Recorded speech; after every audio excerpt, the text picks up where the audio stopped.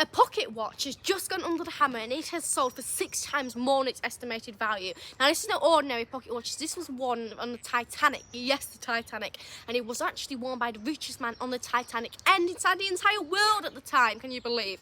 Now this watch sold for this watch was estimated, to sell for 150,000 and it actually went for 900,000, but if you count taxes and fees and auction to costs, it actually went for 1,175,000, can you believe? So a lot of money. Now the person who owned this watch was called John Jacob Astor.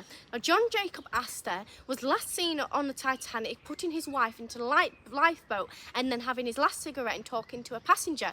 And he went down with the ship and was later recovered 7 days after. And when he was recovered, he was there wearing his watch. Now the watch is 14 karat gold and it has the initials JJA on them. Later worn by his son Vincent.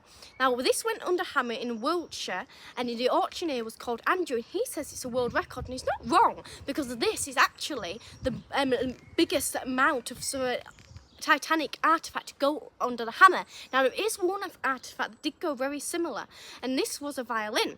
Now you might know, if you've ever watched Titanic or know the story of it, that there was a band that played. It was an 8-piece band, and they played music when the Titanic was going down to calm passengers. And one of the members was Wallace Hartley. Now Wallace Hartley lived in Lancashire. And when he finished playing with the band, he put his life jacket on and put his violin inside the case and strapped it to his back and went down with the ship and later was recovered. Now his violin went for sale and his bag went separately. The violin went for sale and it made £900,000, can you believe? Which is the same amount as the pocket watch, but here's the catch. With auction costs and tax and stuff, it made £1.1 million. So it could be the fact of it being a bit ago, and it could also be the fact of how much the auction tax was. So there's those different points, but this pocket watch is actually the one to make the most money. Now 1,500 people died inside this disaster, and still to this day we are still having their stories of what happened to this tragic night. I mean, it's been such an iconic scene.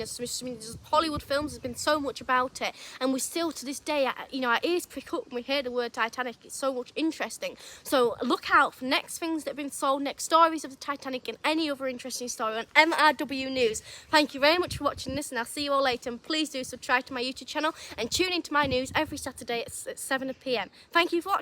Bye!